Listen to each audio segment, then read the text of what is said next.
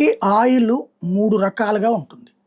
ఒకటి ప్రభుత్వం నేరుగా అంటే ప్రభుత్వ రంగ ఆయిల్ సంస్థలు కొనుక్కునేది. రెండవది మన ప్రైవేటు కంపెనీలు వెళ్ళి విదేశాల్లో కొనేవి. ఇరాన్ దగ్గరైనా, రష్యా దగ్గరైనా అమెరికా ఆంక్షలు పెట్టాక కొననిది మన ప్రైవేటు కంపెనీలు. ఎందుకంటే ఈ ప్రైవేట్ కంపెనీలు కొని ఈ దేశంలో అమ్మవు. ప్రైవేట్ కంపెనీలు కొని యూరప్, నాటో దేశాల్లో అమ్ముతాయి. ఆఫ్రికా కంట్రీస్‌కైనా అమ్ముతాయి. లైక్ రిలయన్స్‌లు ఇట్లాంటివి. అదానీలైనా ఇట్లాంటి వాళ్ళు. ఇలా అమ్మడాన్ని నిషేధించడం వల్ల వాళ్ళు అమలు చేయాలి. ప్రభుత్వంగా మనం అమలు చేయలే.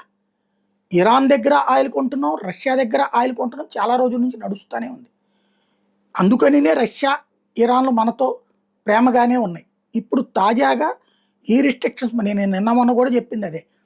మనకి గ్యాస్‌కి సంబంధించిన సంక్షోభం వస్తుంది. దానికి కారణం ఏంటంటే ఖతార్ మనకి 45% ఉత్పత్తి చేస్తది. అక్కడే గ్యాస్ ప్రొడక్షన్ తగ్గటం.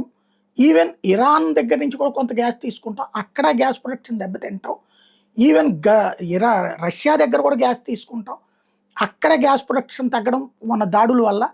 అమెరికా దగ్గర కూడా గ్యాస్ కొంటాం. వాళ్ళేమో రేట్లు ఎక్కువ పెట్టి అమ్ముతారు. కాబట్టి మనకు కొంత సంక్షోభం ఉంటుంది. కానీ ఆయిల్‌కి ఏ ప్రాబ్లం లేదు. మనం గల్ఫ్ దేశాల దగ్గర ఎంత కొంటామో రష్యా, ఇరాన్ దగ్గర అంతే కొంటాం. కాబట్టి ఆయిల్‌కి ఏ ప్రాబ్లం లేదు. ఇప్పటికే నిన్న 7 ట్యాంకర్లు వచ్చినాయి. ఇంకొక 12, 20 ట్యాంకర్లు వస్తున్నాయి.